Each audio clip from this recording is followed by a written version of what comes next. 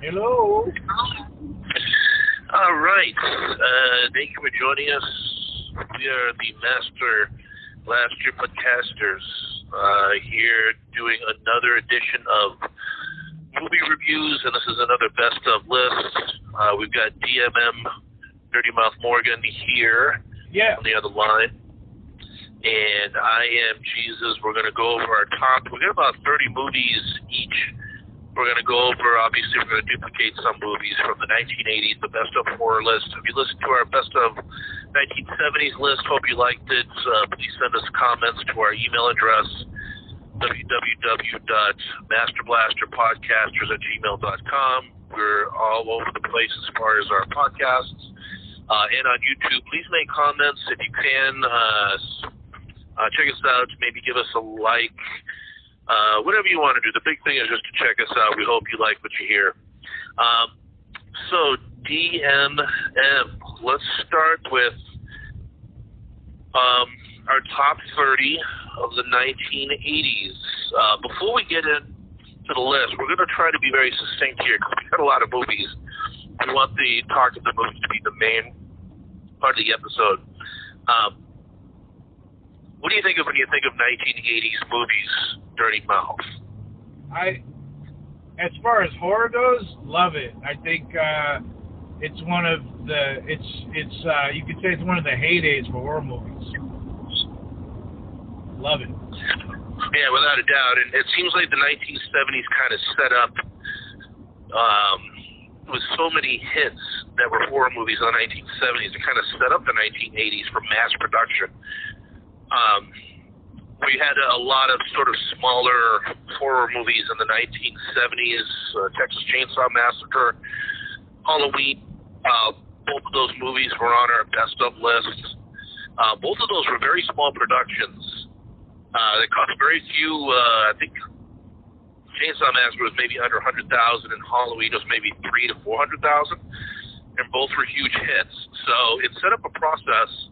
In the 1980s, people obviously were making a lot of horror movies for cheap and making quite a bit of money off them. So the slasher genre, which was probably introduced on a mass scale by Halloween, 1978, really is something that went into the 1980s as a massive genre in this film style. So let's get right into it. Start right there. So DM, if you could start with, you said you have 30 or right around 30? I got 35. Wow. Okay. So how about this? Let's go with 5 of yours. Okay. Before we get into mine is 30. And what I'll do is, if one of yours is not on my list, right, I'll make a brief comment about it. Otherwise, I'll do like I did before. I'll be like, okay, what's your next movie, which will be an indicator that yours will be, whatever you said will be on my list. Let's do the show like that, where it's what you say or what I say.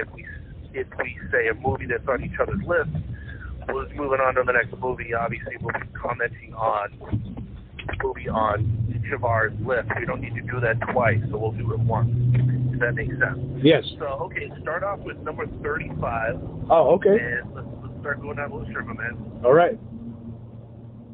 Let's see. Shit. Phantasm 2. Excellent. I think it's a great sequel, and I don't know. It's just a continuation of a great writing style, and it's still, you see the tall man, or whatever, and it's still scary, and they didn't lose the essence of that movie, of the first one. Excellent. Right away, you hit on one that I got on my list. So great. Number 34 on your list. Okay.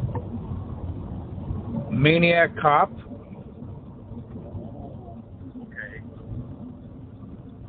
It's a good movie. I don't have it on mine, but I know that was a kind of a hit. I just like it. I thought it's pretty good, and it's kind of funny in a way, but then it's interesting because it's like it's a unique style of horror where a guy, you know, he just loses his shit and he starts murdering people using his uniform and power. Yeah, it's evil cop movies, I think, became more of a staple after that movie. Most of them, of course, had the cops being the heroes up until then, with a few exceptions. So, right. Yeah, good, excellent. So that's number 34. What do you got for number 33? Let's see. Rawhead Rex. Hey, okay, Clive Barker. Yes. I believe that was his first one to be made into a movie, I believe. Okay, have anything else to say about Rawhead Rex? I remember the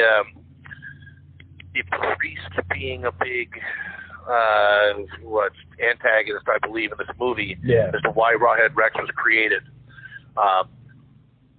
I liked it because I mean, it was just something about it appealed to me. It was scary, but it was kind of unique compared to at the time compared to other horror movies, and it was, you know, it was right when I started to really get into them. So I'd say it's a good movie. Just, you know. Yeah, and for anybody that's a Clive Barker fan, his books. Books of Blood, I believe, in the 1980s were so huge, and it was basically the biggest thing in horror since Stephen King's writings. Right. A decade earlier, and Stephen King calls him the future of horror. Mm-hmm. Now, Clive Barker, that was, I believe, his first movie. He did not like Rawhead Rex very much. He said it was cheap, and the monster was cheap looking and not very real. Wow. But I still thought it was pretty good. I've just seen this within the last year again. Yeah, me too. And I still thought it was very good. Yeah. So his standards are pretty high. So right. Okay, what do you got for number 32? Let's see here. Twilight Zone, the movie. Oh, excellent. All right. That is a fun one. It's great. Great writing. It's not all horror, but it's got a good mix of horror with thriller, political. You know, it's just it's great.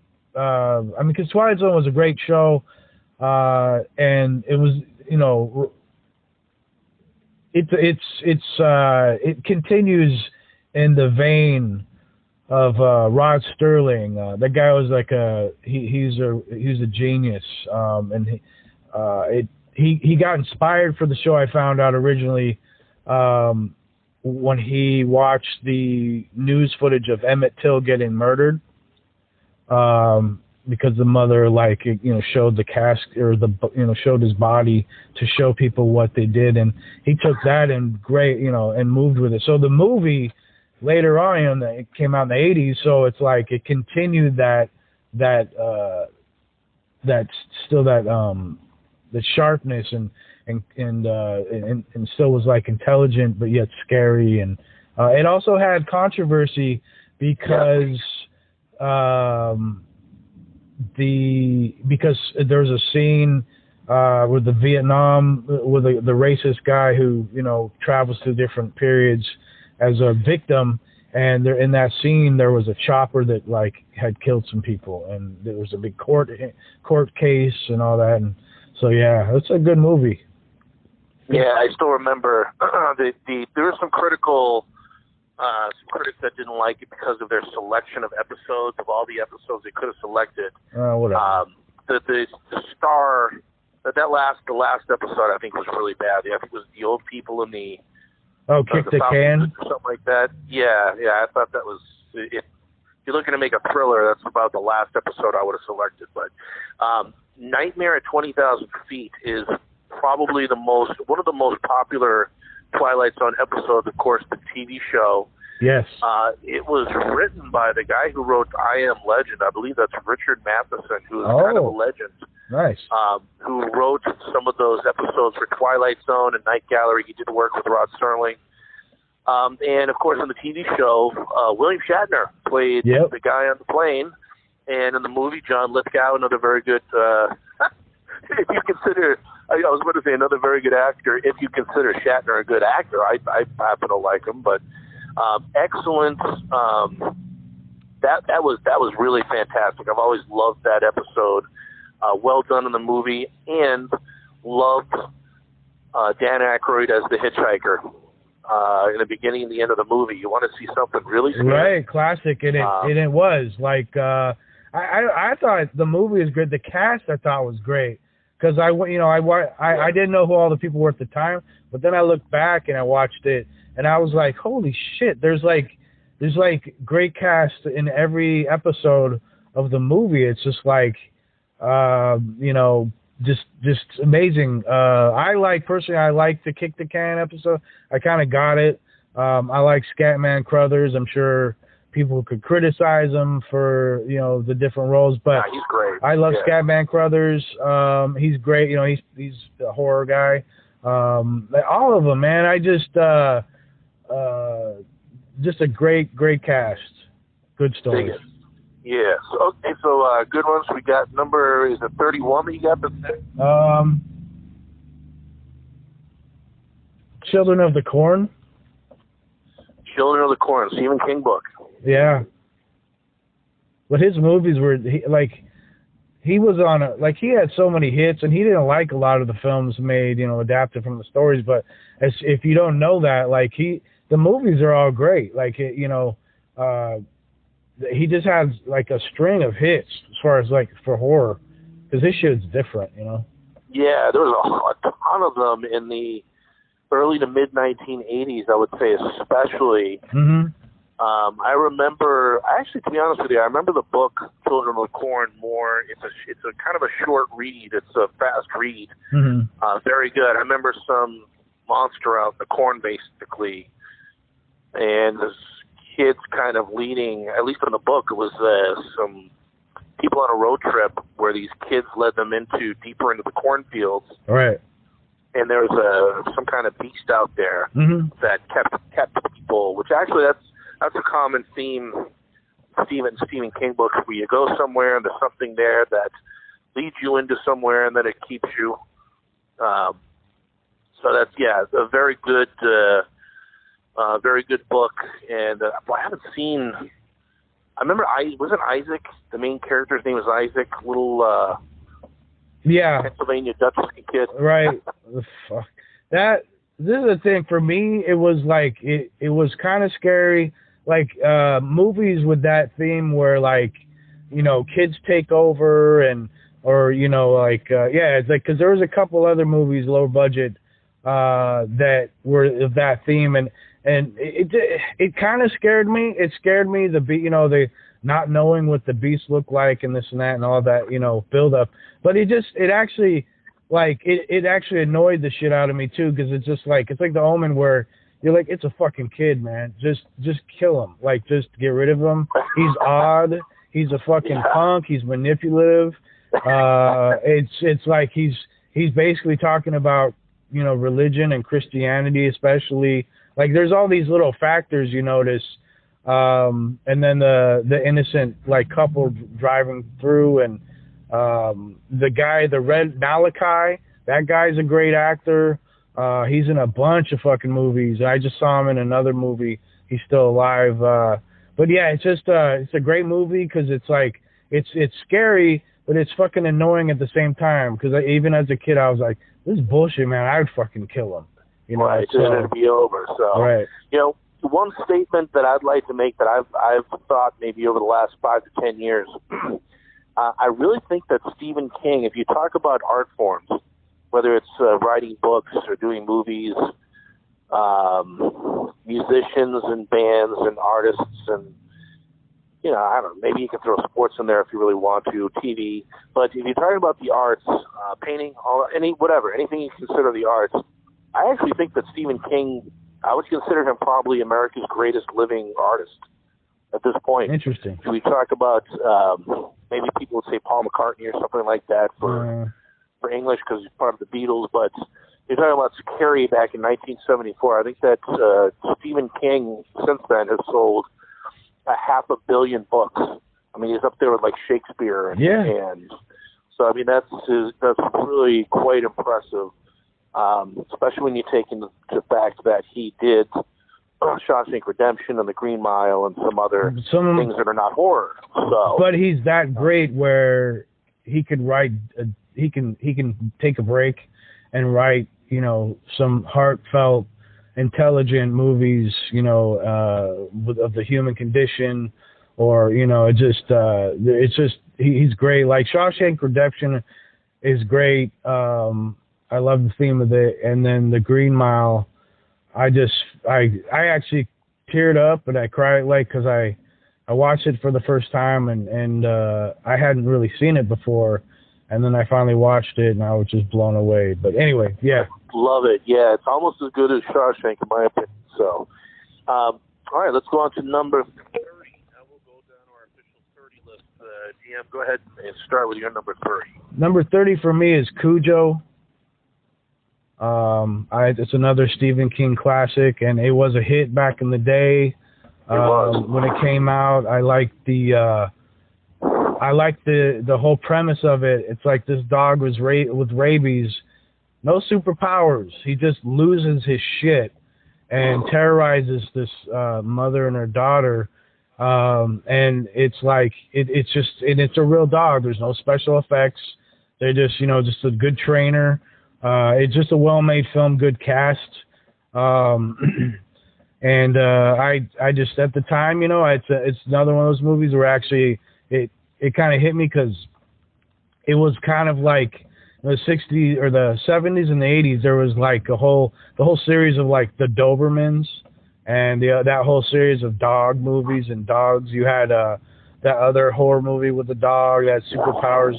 It was great, but it was great, and it's simple, but it's effective writing, and I loved it. And it just was kind of freaky, you know. It's like that could really happen. Oh my God. Yeah, it was a big hit too. I think it was. I'm thinking Dee Wallace was in that. The mother, I think so. From. I love her, man. Yeah, and a great. You know, one thing about Stephen King is that creating a whole horror movie basically with two people, if I remember right, two people in a car, a mother and a son in a car, and a dog on the outside. And the majority of the movie is like that. It reminds me, if you've ever seen Gerald's Game, or I don't think it's maybe it was never a movie, but the book Gerald's Game, TM, if you ever read that, it's basically about a guy, a wife, and a husband, and the husband is into like kinky sex, and he ties up his wife, and while she's tied, he rents a cottage way out in the woods, ties her up, and as she's tied up, he has a heart attack and dies. Oh, they made that into a movie. Yeah. They did. Yeah. And basically, all the animals outside can smell her, basically. I think the window is open. So there's like some hungry animals outside. Wow. Yeah, anyway, it's a bit lengthy. The book is really kind of wordy with some of his stuff is. Yeah. Yeah, anyway, Cujo, same setup where it's like one person, two people trapped in one place, and all the horrors that can happen when you're trapped and all these things, which Cujo's one thing about. Right. On the outside, really trying to get it far and it's all very effective horror. Right.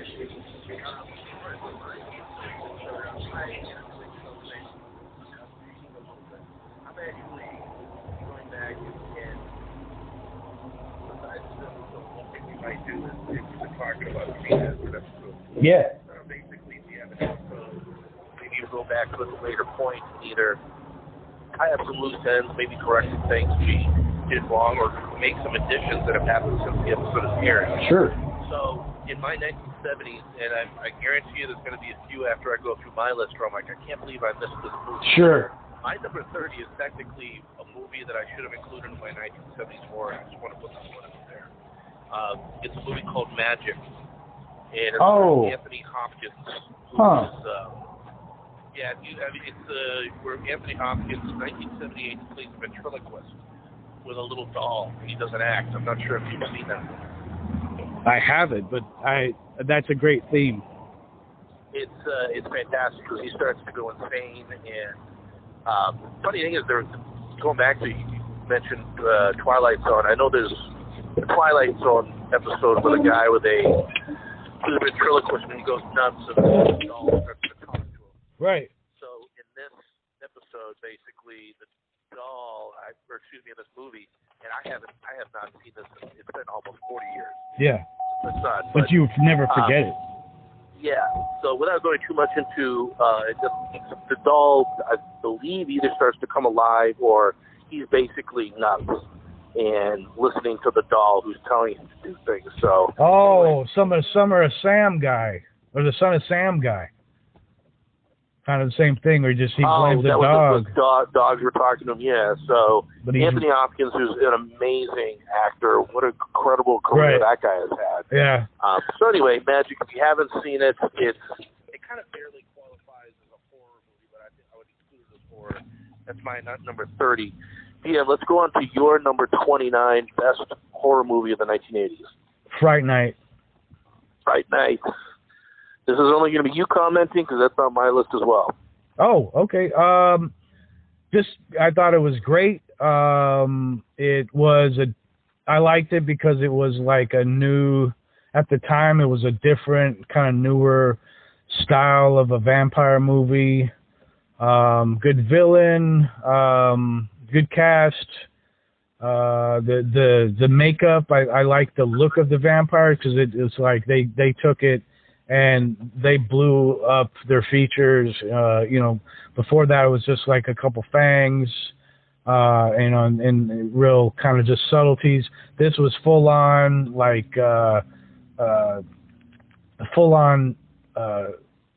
possession, and how it's like also a creepy neighbor story, and just the whole thing. And then the guy who is the TV host, who's supposed to be helping them fight the vampire, he's like a I don't know, he's like a weak-willed man, and he kind of hurts the kids that are trying to fight this vampire, and they're really like super disappointed because he's just he ends up being kind of weak, but he after in the end he's a help, and they kind of bond and all that. But yeah, it's a great movie. I just like the way they did everything, and I like the girlfriend. When she gets bit, how she blows up and she's scary. It was scarier than most vampire movies at the time, for me anyway, because it was just like menacing. Yeah, it's a very good movie. I thought it was very effective, especially for that could have been a PG-13. I don't even think that was an R-rated movie. No, I watched it. Yeah, it's PG-13. Yeah, PG-13. Okay, so move on to number 29 on my list. Number 29, I don't think I've seen this on any list of best of horror movies. Probably sci-fi, it would also qualify for sci-fi, but I had to include this one because it's really kind of racy as far as like there's some sex scenes. I think that first of all, it's called Humanoids from the Deep. It's 1980. Oh. It's Roger Corman. Now, wow. Damn, I keep talking about Roger Corman. He made some really, I wouldn't say questionable, because it would look tame by today's standards. Back in the day, it was considered questionable for the sexual content. Basically, what it is it's a take on how human beings came from if you're a depending on what you believe, how human beings were created. This is going back to how we were fish that basically came to the sea that learned how to breathe air. Huh. And a humanoid is basically a water amphibious type creature that learns how to breathe air, that comes on the land and kills men and basically goes after women to mate. So there is some scenes in there that I think are actually really effective. When you talk about, it's basically, what's that 1950s movie, The Thing from the Bottom of the Sea, the Creature from the Black Lagoon. Classic. It's just modernized, and basically, if you see the creature of the Black Lagoon, it grabs a girl and takes her away somewhere, and then they cut, and you just kind of think about what happens. Well, they actually show you some graphic scenes about what happens when the creature actually takes a girl somewhere and kind of what it does. There's a few sex scenes Yeah. with the creatures. So anyway, but it is pretty cool. There's some gory scenes in there. There's definitely a lot of blood. And, you know, actually, coincidentally, who stars in the movie is Vic Morrow, who is the guy who was killed in the Twilight Zone movie that was made headlines and I think got the director in trouble. Right. So, yeah, not too much more to say about that, but some of those Roger Corman horror movies from the late 70s and early 80s, I think, are effective and pretty good. Besides the fact that, one last thing I'll say about it, I believe did Mask of the Red Death, which was an Edgar Allan Poe movie in the 1960s. So he kind of came from this position of being a well-respected director to being kind of a smutty producer a little bit.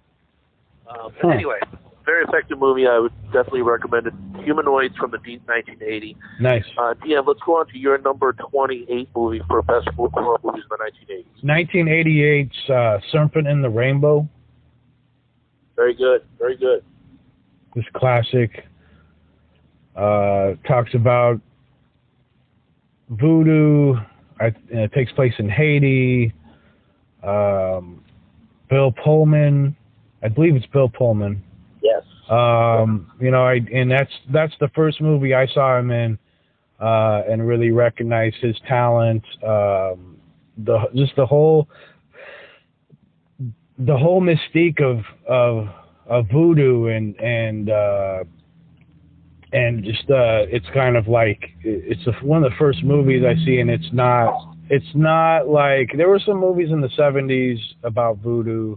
But they are a little more exploitive. This one was actually a little more serious, and it's just, you know, it's just scary. The feeling that like all the community is aware of this guy, and I believe the main villain is the mayor, and that guy's a great actor too. I can't remember his name at the moment, but just a good movie. It's scary. It's kind of a thriller. It's just classic, and that's one of the movies that popped in my head of like, you know, just good horror, good suspense. Yeah, I believe that was Wes Craven, wasn't it? I think it was, yes. I think it was him, and there was a scene in there that I remember. Besides, they showed a few like ceremonial or sacrificial ceremonies, right, of the natives with different animals and chickens and stuff like this. Right. I think there was even a burial scene where Bill Pullman got buried alive. Right. And that freaked me out too, like at the time. Because I was a teenager, so I was a little more, it took a little more to scare me. But when I saw that scene where they, I believe they gave him a drug to bring him, like, he was still alive, but he was completely unconscious. Like, he was on the verge of death. They like froze up his body, and he wakes up in the coffin, and it's like he's like, I want to wake up. So I liked all that. I just liked how it scared me, and it's just, I don't know. It was a great movie. All right, so we get number 28 on my list. That's where I have Phantasm 2. Nice. DM had mentioned it earlier. It is a 1988 film that is a sequel to the 1979 film Phantasm. Kind of a long period in between movies. That's nearly 10 years. Even though the first one was kind of a big hit, 1979, I think the filmmaker tried to get it made for many years, even though the first one did make some pretty good money. I think it was held up with production issues to get funding to make these. It was made on a budget, I think, of like maybe $3 million. But yeah, it's got Angus Scrimm as the tall man, Reggie Bannister. I like how basically every sequel that he did, he tried to bring back as many people as possible from these previous movies, the same actors to play the same characters as long as they survive. And I think that Don Coscarelli, who did this, did a very good job. Phantasm 3 is very good as well. I believe I've yet to see 4 and 5, but I would definitely recommend Phantasm 2 1988. It's on both our lists, so if you get a chance, check it out. Cam, go ahead with your number 27. Pumpkinhead. Oh, it's all you because I got it as well. Great. I just liked it. I thought it was interesting. You know, it's like a southern kind of, you know, southern witchcraft. It kind of points out the mystique of like the South. You know, it's not just about slavery as the main, you know, demon of the history of the South, but like the you know, the magic of it and the forest and raising, you know, a demon or a monster from the land, like just the whole thing, and a guy, you know, trying to, I believe the guy who initiated it was a father trying to bring back his kid. I could be wrong. But basically that basis of it and the way they did it, just amazing. And then unleashing a monster and then not being able to control it, and it terrorizes the area, the community. Yeah, very good movie. Again, I'll comment on. I'll make my comments later because I have that one as well. Okay.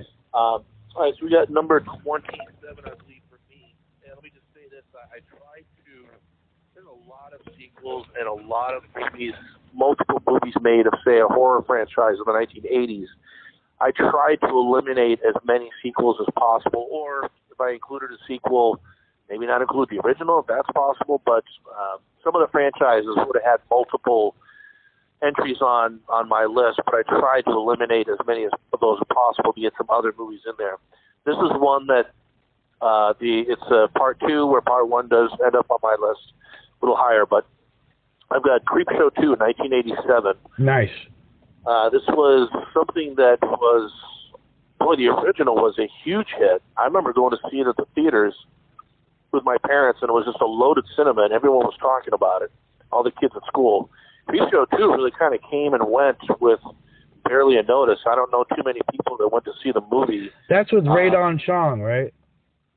No. Or is that the third one? That actually is the third one. Technically, is Tales from the Dark Side of the movie, which is still, I believe, George A. Romero, who actually did do the television show Tales from the Dark Side after he did the first Creepshow. Actually, the third one was damn good as well, the one you're talking about. In fact, maybe we'll do a 90s horror movie best of list after this at some point. Right. But the scene or the short story of that ends up in the movie that you're talking about is excellent. It's Radon Chong. We'll just talk about this for a minute. With James Remar, a guy who was a character actor who was in The Warriors, and amazing, love that guy. Plenty of others. Yeah, I think he did like Tales from the Crypt, at least one of those episodes. Dude, he was in Sex and the City too. I'm sure. Yeah, he did all kinds of stuff. I remember how cool the gargoyle was in that movie. But anyway, going back to Creepshow 2, not too many stars that I can think about, but it's got 3 short stories as opposed to 5 in Creepshow, the first one. So they definitely had less funding for this one. But right away, the one with the old, Indian, wooden Indian was great. The raft, the second one, I think is the best. It's a bunch of kids that go on a raft in a small little pond. And the third one is one that DM and I joke around about all the time, about a Karen, basically, who's having an affair on a rich husband and runs over a hitchhiker, and he basically thanks for the ride, lady. Thanks for the ride, lady. I love that shit. I'll never forget that scene, man. I constantly would quote that shit in my 20s. I would joke like, "Thanks for the ride, lady," and I would use that as a reference for like anybody who who basically will fuck up or fuck with me, like and interfere with something of mine. Be like, "Thanks for the ride, lady," and it was a good a good metaphor. Perfect. Yeah, it's like sort of a smaller version of Stan, where if somebody is a creeper stalker type, you call him a Stan, just like the song. the same thing where it's like, thanks for the ride, lady. If like if you're a racist or if you're a Karen or any of that type of thing, it's a very good. Not only that, but I really did like the music for Creepshow 2 was done by Rick Wakeford. I know it's the keyboardist from the band Yes, who did the score for Creepshow 2, and I think did a great job. And it definitely, this movie holds a personal place for me, because actually I remember on a summer day when I was 13 years old, my dad had a traveling sales position, and so sometimes he'd be home during the day if he wasn't traveling. So he just came in and he says, hey, let's go see some movies. And we went into the city, and we went to see Creepshow 2, and then right afterwards we went to see Predator. So it's like in this incredible 1-2, and we went out to dinner afterwards. It was just an extremely memorable day. One of those things when you're a kid that you remember. So anyway, I highly recommend Creepshow 2. To be honest with you, it was a last-minute entry for me. I probably would have it higher on my list because I've seen this movie a number of times. Very high replay value for the movie. So, okay, PM, let's go to your number 26 selection. Let's see. I'd have to say Creepshow. The original. The original. Okay, well, this is all you because I do have that on my list higher up. This classic. It was scary. I like the variety of stories. I liked the premise. I just thought it was great to combine all the masters of horror. I don't know what else what I could say more. It's just a classic. I believe it's underrated in some ways. Only the super hardcore fans of horror recognize it, but it's not something that the novice would point out. So, but it's one of my favorites, and it's just great. Okay. My number 26 is going to be a movie called Trick or Treat. Really? It was made in.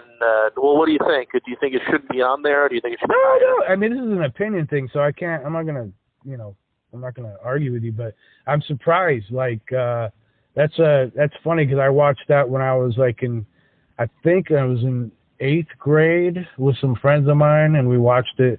Literally, watched it at my friend's house because he had cable, and I thought it was funny because I was into metal, and at the time, it was the way they wrote, and the guy who started it, I only saw him in Family Ties. So when I saw him in a movie where he's like a rock, he's the underdog, he's a rock, metal nerd.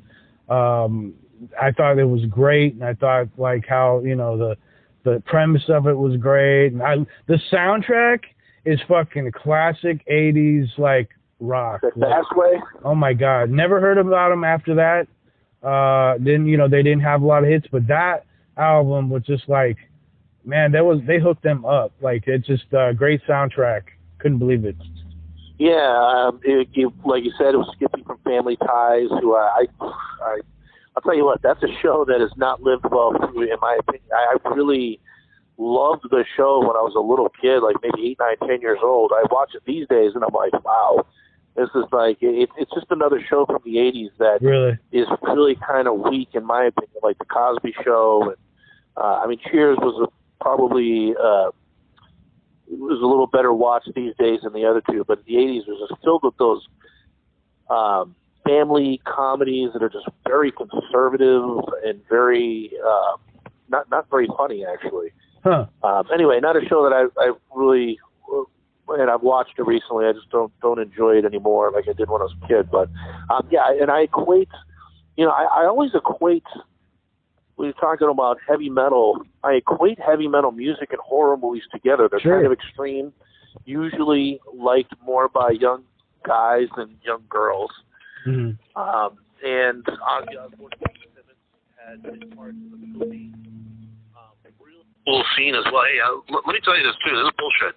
Because one part of horror movies when I was a kid that I loved is great nude scenes. And as an older guy, like I care about the movie more. But when I was a kid, it was kind of like a special bonus. Oh my God! And yeah. there was a really cool scene where there's some demon.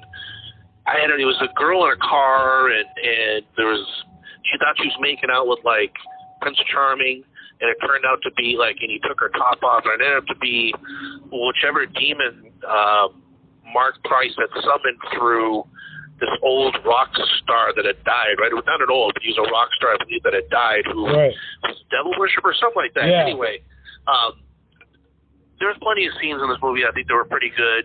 Not a great movie, but a good one. I recommend it, Trick or Treat 1986. Okay, so, Dion, let's go on to your number 25 selection. Real quick, don't forget Gene Simmons. Did you mention Gene Simmons? I said Ozzy and Gene Simmons. Oh, okay, yeah. I just have to say, like, I thought Ozzy was pretty funny, and it was like, of course, over the top. But actually, him now, like, he actually he wasn't bad as an actor for like to play a villain or like, just to an over exaggerated character. I thought he was pretty good. You talking about Gene Simmons? Yeah, like he was surprising. Like he was he had a career for a couple of years in Hollywood. It's weird. Like that's why. Well, do you remember it pissed Paul Stanley off because in the early to mid '80s, he was doing more acting than he was like writing music for Kiss. Huh? And he did a movie with Tom Selleck. Fuck yeah, dude. Right around the same time, so he had, he has a presence on screen for sure. So, but yeah, I just wanted to point that out because that was like, actually, I was at the time, or even now, I look back at it and I'm just like, wow, that's wild. Like I forgot that he actually, I don't know. I think he's a decent shitty actor. Yeah, I agree. Okay, do you have your number 25 selection? Let's see. Lair of the White Worm. Oh, that is a good one. I missed it on my list, but I like it. British horror movie. It's also I believe it's a H.P. Lovecraft story. I'm like, no. I think it is too. Yeah, it fits with the monsters kind of close to a Cthulhu type monster, right? Right. Good cast though. I love the woman who was the I don't know what you call her. She basically was like the human keeper. The keeper. She was a keeper, yeah, because she would find places, and she basically prepared the house or the lands, for the worm, and just classic. The chick was creepy. She's a great actress. Like she's classic horror actress, but I love that movie. Yeah, I agree. I think she was good. I think it was a good movie. There's that classic scene, of course, where she has like some young kid, and she was a type of vampire or something. I just remember her saying like, "Oh, what a growing boy you are," and she stripped it down, and then she had fangs and basically, yeah, bit his wiener, I guess, right? Something like that, yeah, something like that, something wild like that. I was just like, oh wow, and she's I recognize her because she was in Superman. I think she was in the first Superman as one of the three Kryptonians that were after. Really? She was the female in the. Wow. Right. Cool. Yeah. Okay. Yeah, good one, man. Good entry. We got number, what are we on, 25, 24, 25. All right, so my 25 selection, I really dig this movie for so many reasons. Number one, I believe that, we talked before about the 1970s with horror movies. 1980s, I think that the majority of the good ones were really the beginning part of the decade or the mid part. As we get towards the end of the 80s and the 90s, I think they're not quite as good. But this is a one, 1988. It's called Cellar Dweller. Yeah. Yeah, it stars Brian Robbins, who was from the TV show Head of the Class. And it basically is he's a cartoon artist, like a comic book artist, and his character in his comic book comes alive, the cellar dweller. There's some really cool scenes in this movie. It starts right off with a great scene right away. Some really, we'll just say some great hot chicks, some great scenes with the hot chicks in it. You know, let me tell you something too, is that I was about to say, like, oh boy, it's not politically correct. It's fuck that. Like, this is horror movies.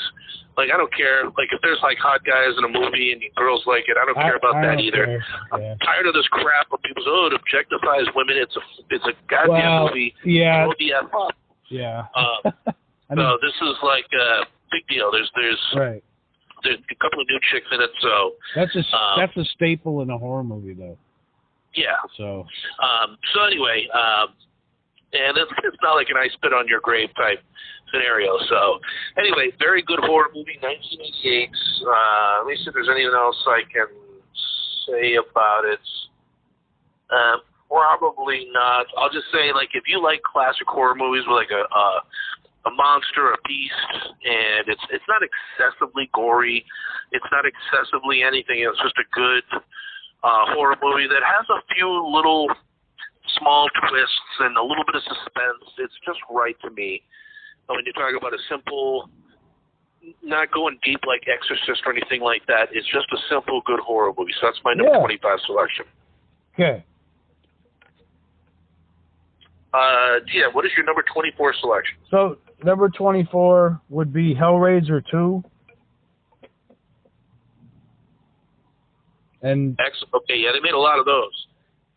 They did, but I'm just gonna combine them because I saw both of them at the same time, and I just thought, you know, to me they're like a double feature because it just, like, the first one comes out and you get introduced to everything and the characters and the story, and then the second one comes out and it's a complete sequel in where it just takes off right after.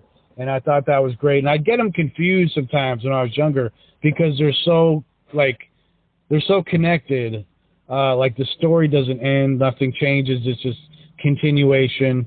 I thought it was brilliant. The concept, Clive Barker, again, like, probably the best, one of the few horror movies that really made me think about the concept of, like, hell. And it, like, really made more sense to me. Of, like, you know, it's the whole thing where you go to hell and your hell is the thing you love to do that you're addicted to, and you can't ever, like, do it. You can't, if you're a nymphomaniac, you can never have sex with somebody. You know, if a drug addiction, like, you can take any of the 7 deadly sins and you can never achieve your goal. Like, your hell is the wanting and yearning for that thing. Very interesting. And you say you're combining these two basically 1 and 2 that you're putting as your right? Yeah. number. Okay. Well, here's a controversial take I have, and I had a very controversial take on the 1970s horror movies. Is that I don't believe I put The Exorcist on my list. Right. Yeah. Which is, I don't know, whatever. But it was my list. I didn't put it on there. And if you want to listen to that episode, I tell you why. Here's a controversial take: is that I don't have any of the Hellraisers on my list. Okay. And I do think that, first of all, to be honest with you, I kind of forgot about them a little bit when I was thinking about doing the list way back when. I thought about the movie when I actually wrote them out and did my list.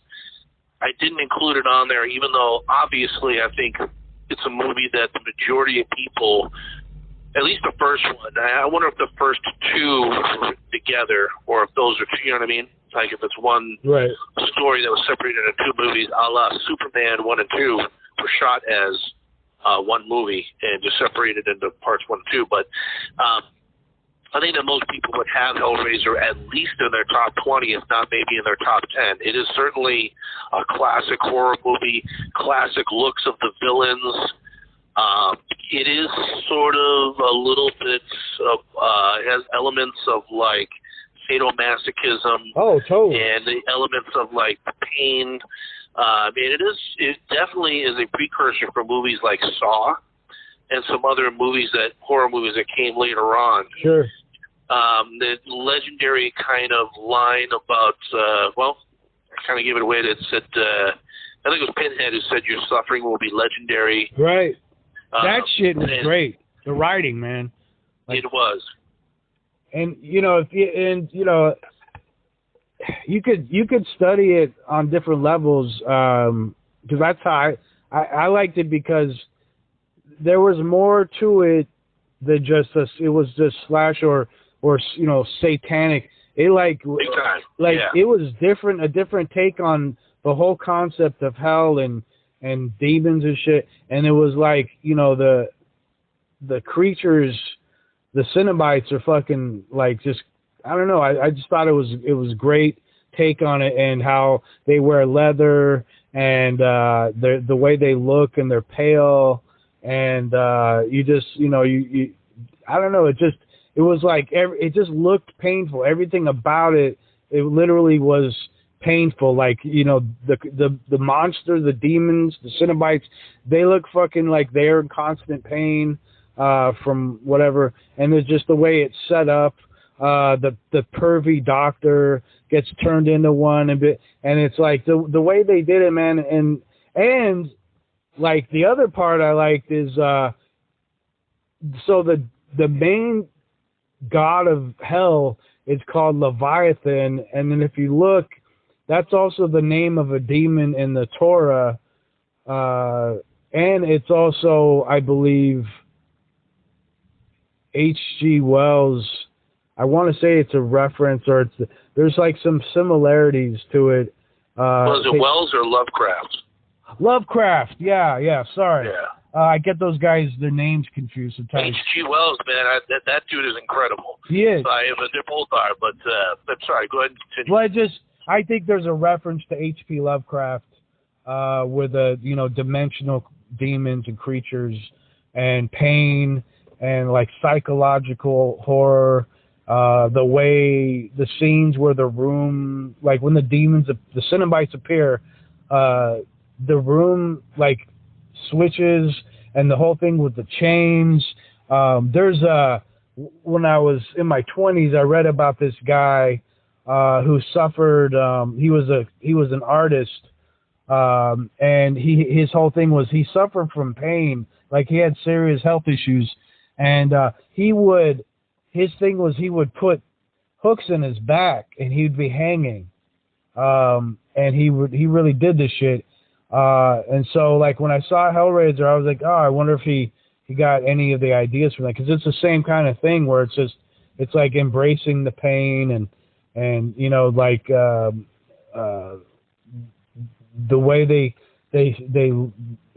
they praised it, the torturing, and just everything about it was just like, this is just some wild shit.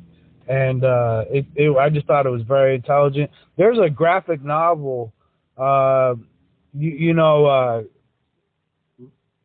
my friend that you met when we were playing music, she's a big fan of his too, and she had bought the whole graphic novel series, and it's even more like it delves deeper, and it's more graphic, and it's beautiful art and all that. But yeah, I love the Hellraiser series. I watched the new one that was on I believe it was on, what was it on? Hulu? They released one last year or the year before, a brand new one, and it's like even more, it delves even deeper and all that. But it's a great series. I love, great franchise. I liked it. I thought it was good. Definitely Lovecraft. Any of the really good horror guys and if there's any women out there that are doing it too, are very heavily influenced by Lovecraft. I believe I thought that Clive Barker directed Hellraiser, because he didn't direct most of his stories. I thought he directed Hellraiser. He did a great job, because it was just, and the thing about the uncle and how he was obsessed with like sex and like he was so he was a deviant, you know, and like he was just obsessed with like just fucking around with evil and like ancient evil, and you know, and the whole thing with the yeah. Well, they definitely put you into. It does a good job of putting you in a feeling that you're in hell when you're actually watching the movie, as if the characters really are. All right, well, Hellraiser, that's I'm surprised with all you said about it. I'm surprised it's not higher on your list. You seem to be a huge fan of the first two, but anyway, I guess we got more to look forward to here as far as horror movies. Number 24 for me, guess what? We're going to stay with Clive Barker. I got Pumpkinhead as number 24. Right. Nice. The monster really reminds me a little bit of Alien, actually. The look of it. It's black, scaly, it's skeletal, it's long. It's got that big head, kind of like Alien. It does remind me a little bit of it. I'm not going to say too much more about this movie. I would say I highly recommend it. The star of the movie is such a fantastic actor. Oh, classic. I hate to say, DM, but he's a huge far right-wing nutcase. Yeah, it happens. Anyway, his name is Lance Henriksen. Actor. He was in many other great horror movies. One of them is further up on my list. So yeah, very good setting, darkness, good, very atmospheric. Highly recommend that. So let's move on to number 23. Yeah, what do you have on your list for number 23? 23. Well, I mean, we'll have to jump to 22 because 23 is Hellraiser, but we already talked about that. Sure. Do you have a 23? 23, I do. Okay. I'm still researching it right now. Let's see. Come on. I want to go to the Wikipedia page here. Okay, number 23, I have... Oh, I love this horror franchise. Love it. It really made me laugh, as well as... I thought it was actually more about comedy than horror, to be honest with you, especially after the first one. It really became something with me and my friends in my teens and my 20s. We would reference this movie, great lines. One of my favorite actors plays the killer. We're talking about the original 1988 Child's Play with Chucky the Doll. And we're talking about one of my favorite actors. Yes, I think Chris Sarandon is very good, who played the vampire in... you okay over there? Yeah. Plays the vampire in Fright Night. Catherine Hicks, who played a few other movies, but the big thing is Brad Dourif, one of my absolute favorite actors, who was in Lord of the Rings. Yeah, great. And his voice, obviously, he's doing more of like a Jack Nicholson with his voice. Hey, you gotta get me out of this body. Like he's kind of doing a Jack Nicholson approach. Right. Loved it. But I'll never forget the scene. Talking about one of the funniest scenes of all time. It introduced me to, as well as a few other movies, comedy and horror because of Brad Dourif. The scene where the mom picks him up, is about to throw him in the fire and says, "Talk, damn you, otherwise I'm going to throw you in the fire." And all of a sudden he looks at her and he goes, "You filthy slut, you piece of shit, you stupid bitch, I'll teach you to fuck with me," and he bites her on the shoulder.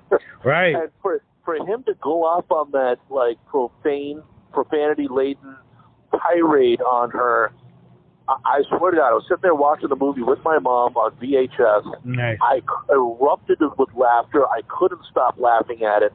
And look, these are old horror movies. Sure. There's a lot of spoiler alerts in here. So sorry if I just gave away a great scene if you haven't seen the movie, but go see it, or see whatever way you want to see it. See that movie. The actual, if we were doing a '90s list, I don't want to give too much more away, but I certainly would have other movies to put on there from Child's Play. Very popular horror franchise. So that's my number 23 movie, the best horror movies of the 1980s. Nice. Okay, so what do you have for number 22 on your list yet? Let's see. I'm gonna have to do another combo: The Howling and The Howling 2. Yeah, God, it was on the fringe of my list. I was thinking about those. Big time werewolf movie. Loved the second one as well. Like, I'd have to say, I like it. It's a classic because it's the first horror movie that, like the look of the werewolves and the transformation scenes, like they actually like took time and plot, they went over the scenes and they went through details and how, because usually it's like previous horror movies, werewolf movies, you turn around, turn back, and the werewolf appears. It doesn't go into detail how. This one, it's like you see it grow. It's taller. It's longer. It's more wolf looking. Previous werewolves were like the Wolfman, where it just looks like a dog. But this looks like a guy in a suit with a mask on. Right, and so this, like, they really go out and they kind of like they expand the story more and kind of just explain how it goes, and they add a lot of interesting details, and the adding, like, making, they're like they're a pack, making references like to more like wolves. It's in how it's like, there's an indigenous element to it, or native, element to it.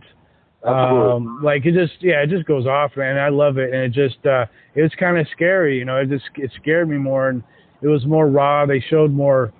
The scenes were more intense. They show the victims, how they got cut up or shredded, and there's more depth to it, and more political too in some ways, because like it exposes the world.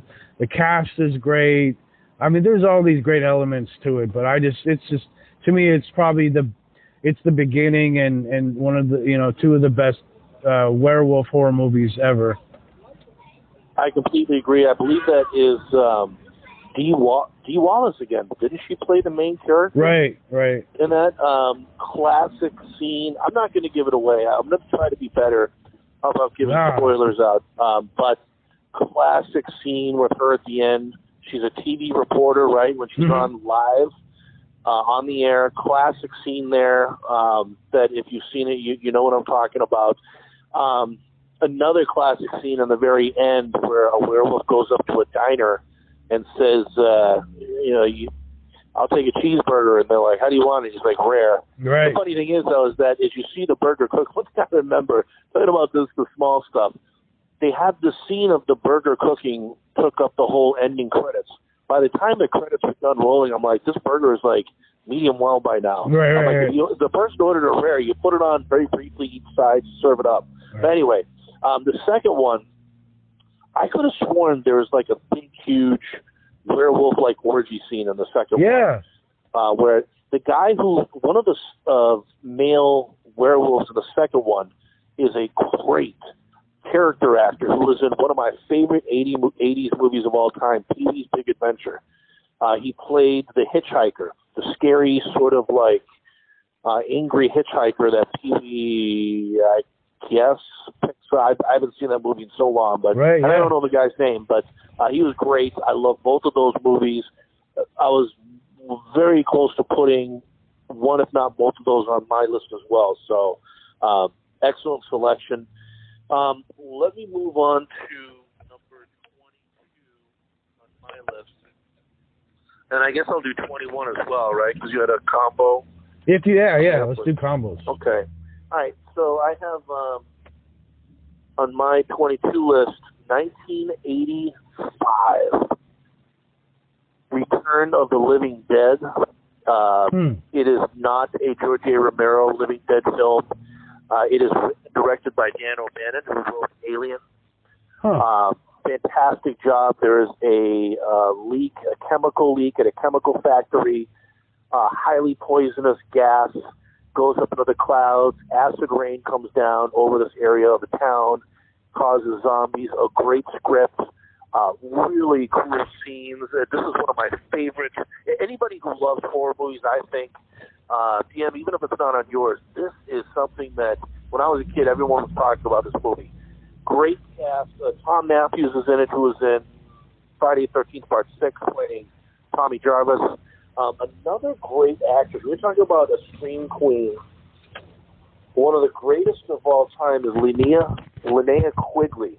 Huh. Anybody who's a horror movie fan knows that name. She usually does, I think she was a karate dancer who did some, she did like, I don't know, some Blindball Bolorama movie that Fred Olin Ray, who was a horror movie director, did. She was in another movie that actually I'm going to mention further up on my list. Love the cast. She does this great dancing movie.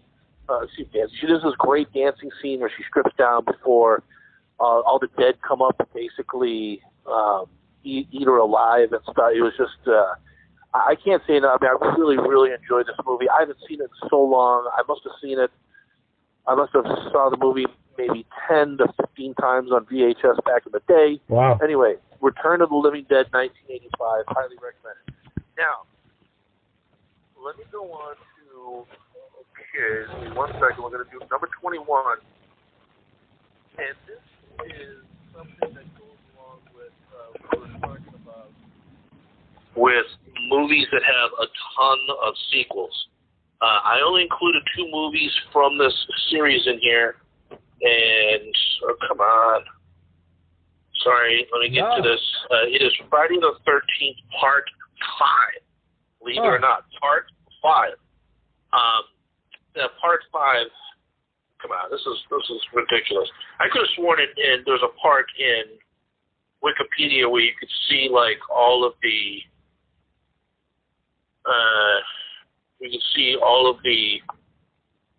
sequels, or bring you to the next sequel. Yeah, there used to be a link.